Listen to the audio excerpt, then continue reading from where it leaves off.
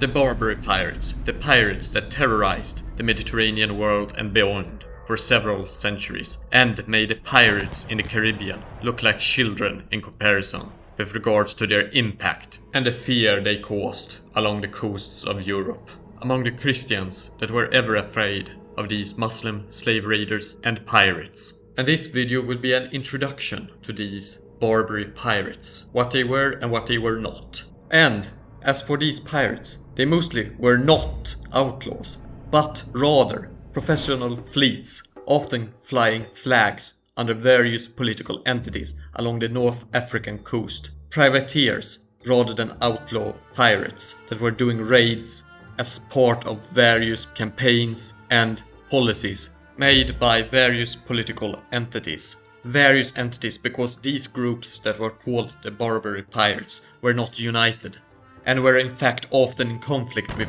each other too and raided each other. And also even at times allied with various Christian political entities in Europe as well. So these were not unified, but still professional fleets that raided the ships of other political entities and did massive slave raids along the coasts of the Mediterranean world and even beyond at times, and participated in the slave trade of North Africa. Though it should be said that in addition to slavery, they also participated in other types of trade, and the borders between a Barbary pirate ship and a trade ship were sometimes blurry or even non-existent, as certain vessels did both do slave raids and trading in other wares at times. Though the Barbary pirates are mostly known for their slavery, and by being the biggest enslavers on the Mediterranean Sea. And this is not me exaggerating, nor is this to deny or downplay the well-known Christian enslavement of Moors and Turks going on at the same time. Certainly, the Spanish, Tuscans, and the Maltese were all eager participants in the enslavement of their Muslim foes, largely to work them as galley slaves. Among Christian states, however, the practice was never as pervasive or as massive as in the Barbary, and died out sooner. Though I share the greater view here presented by Robert C. Davies regarding the impact of the Barbary pirates in comparison to the Christian enslavement of Muslims occurring in the Mediterranean world, being on a whole different scale, I would still like to point out that Christians did do enslavement of Muslims too by doing similar raids of North Africa, as the North African Barbary pirates did slave raids of the southern European coast. And in the case of the Maltese, their slavery and their raids were actually, if you look at the number of slave raids and piracy in comparison to their total population, actually far greater than the entities on the Barbary coast, though they were such a tiny island that the total number was not as great as many of the entities on the Barbary coasts. Also, Malta and the Maltese have a very interesting history in connection to the greater Arab world that I will speak about in a later video. But to get back on track, or rather back to the sea and the Barbary pirates.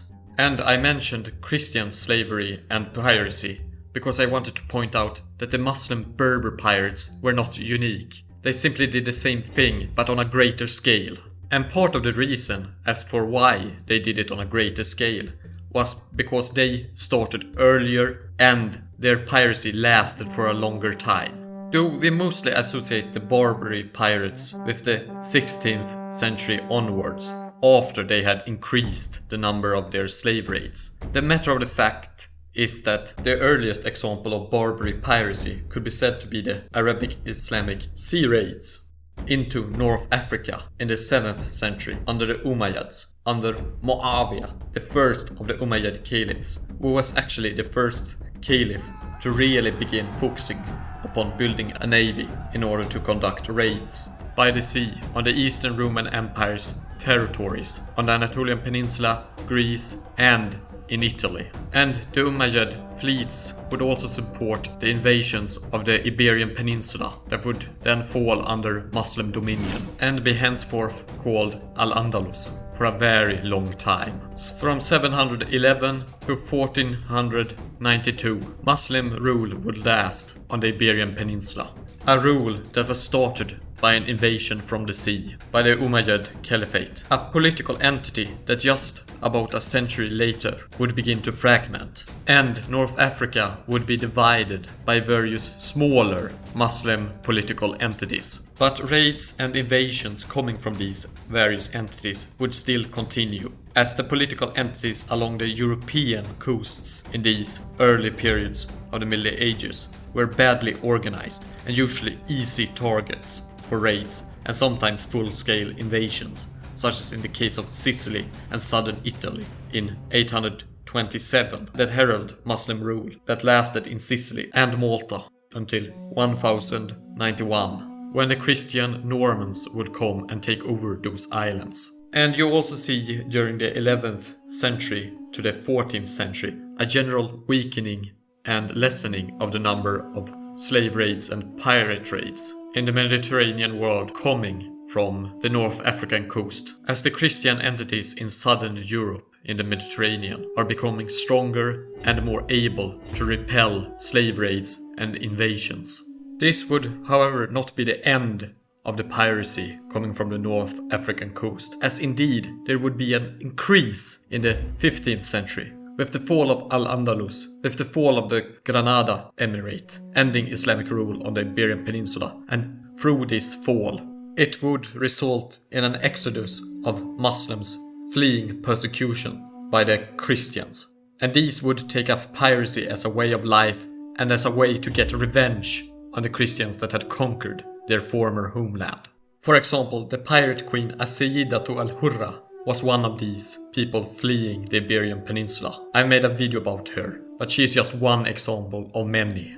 At the same time as the fall of Al-Andalus, you also have the rise of the Ottoman Empire and their fleets and support and conflicts involving the various Barbary entities. Hayreddin Barbarossa, the famous Ottoman corsair and later admiral of the Ottoman Navy, and his brothers were sent out to help some of these Barbary entities against the Christians.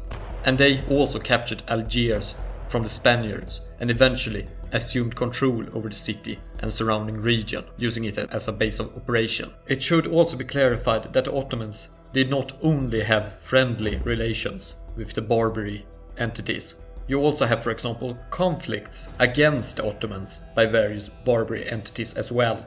For example, the various entities that used to be outside of the Ottoman sphere of influence, like the Saadi Sultanate in modern-day Morocco, used to be in direct conflict with the Ottomans and waged several wars against them. And these wars against the Ottomans by various Barbary entities increased the general militarization of the entire North African region, as the Barbary entities armed themselves with various fleets and weapons, and the Ottomans came there with their weapons and fleets and supported various other Barbary entities.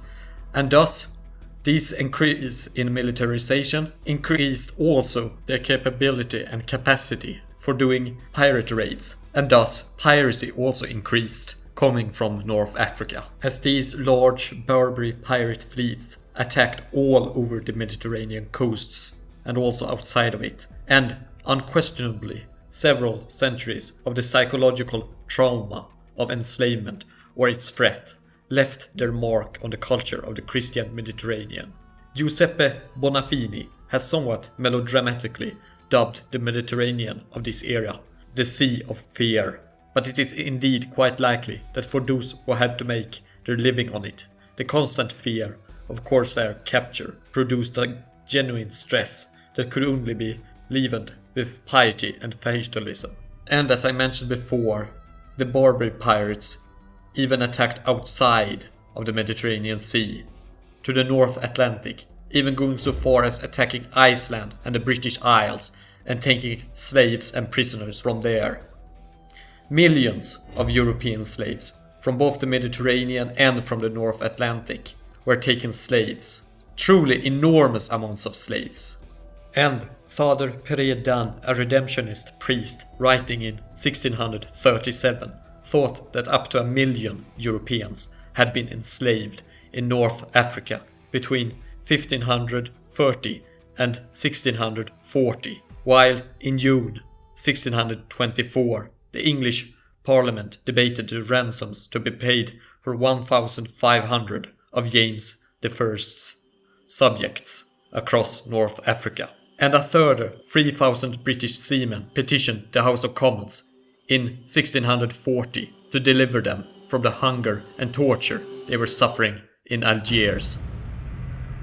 And speaking about slavery and the city of Algiers specifically, here is a list of the number of slaves taken to the city of Algiers alone from the 16th to the 18th century.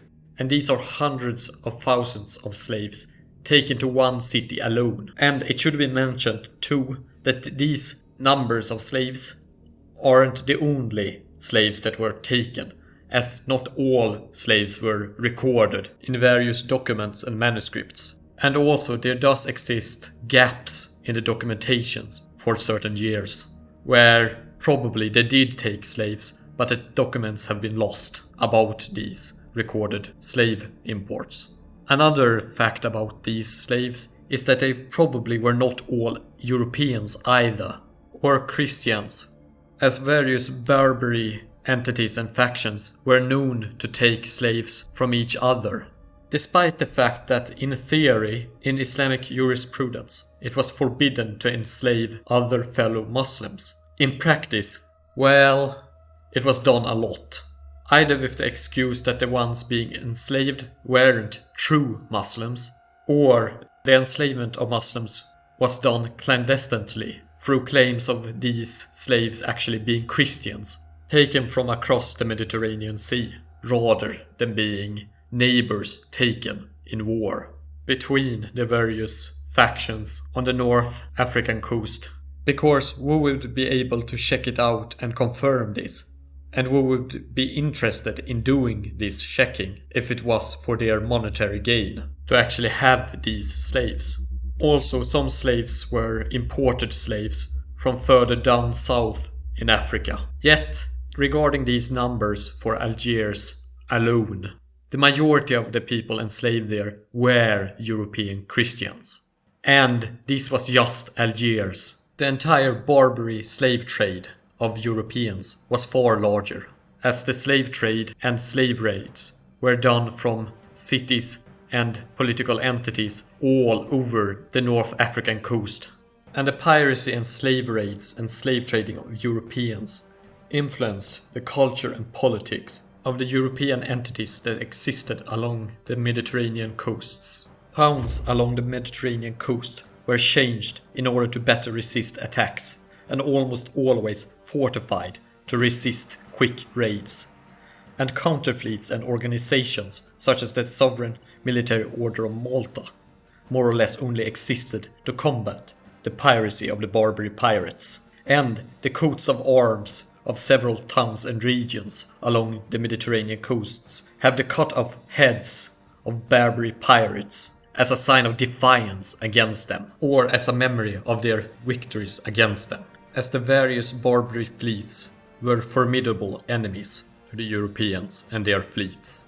And though there does exist this stereotype about the Barbary pirates only using lighter and smaller ships, like galleys, for their raids and attacks on other ships, the truth of the matter is that galleys were not the only ships that were used by the Barbary pirates. Up to the 17th century, they also had roughly the same types of ships as European fleets had available to them. Cogs, ketches, brigs, galleons, and various ships of the line were all available to the Barbary pirates throughout their history. And during the earliest times, they even had better ships generally than the Europeans. And also throughout their history, they sometimes bought or captured ships from the Europeans as well, or even were supplied by ships and weapons by various European entities in order for them to attack other European entities, such as England financing and supplying weapons to various Barbary entities in order for them to attack Spain. And even in the 18th century, you still see some rather impressive ships of European military standard here and there still in the Barbary fleets. These Barbary fleets were very much a match for a lot of European fleets, as they were war fleets, and not just individual bandits on the sea, like a lot of other pirates. So they were very much a big threat. And to add further issues in combating these Barbary pirates, some of them were at times allied with various European powers, so attacking them would be attacking these powers, or getting into war with these powers. And the Barbary pirates having the same types of ships as the European ships, and sometimes even having European-made ships, meant that the Barbary pirates were hard to identify at times as actually being Barbary pirates and not belonging to other factions, as they often sailed with a false flag in order to confuse their enemies and victims for their raids. All of these conditions and factors made the Barbary pirates a threat you had to take into consideration. In fact, the Barbary threat was one of the reasons that led directly to the United States founding the United States Navy in March 1794, after having had their civilian ships raided by Barbary pirates and refusing to pay tribute to the Barbary pirates. Though it should be mentioned that the United States did not have bad relations with all of the Muslim political entities on the North African coast all the time. For example, in December the 20th, 1777, Sultan Mohammed III of Morocco issued a declaration recognizing America as an independent country, one of the first countries to do so, and stating that American merchant ships would enjoy safe passage into the Mediterranean and along the Moroccan coast. The relations were even formalized with the Moroccan-American Treaty of Friendship that was signed in 1786, which stands as among the USA's oldest non-broken treaties with a foreign power. But as I said, the Barbary pirates were not one state, but several states, and the young nation of the United States would get involved in the Barbary Wars, which were a series of wars fought by the United States, Sweden, and the Kingdom of Sicily against the Barbary pirates, including Tunis, Algiers, and Tripoli on the North African coast, from 1801 to 1815.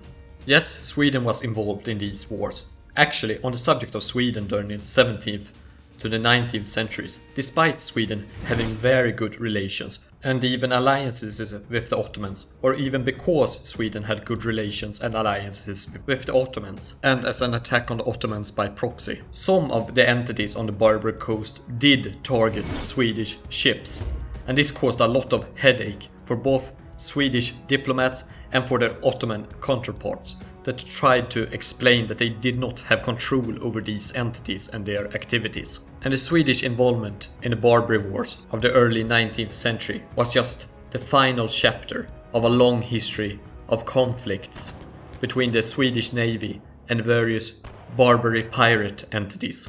And though the Barbary piracy fleets of North Africa were greatly weakened by their defeat in the Barbary Wars, Barbary piracy did not entirely cease until France conquered Algeria in 1830, using the stopping of the piracy and slave raids as a pretext for their invasion.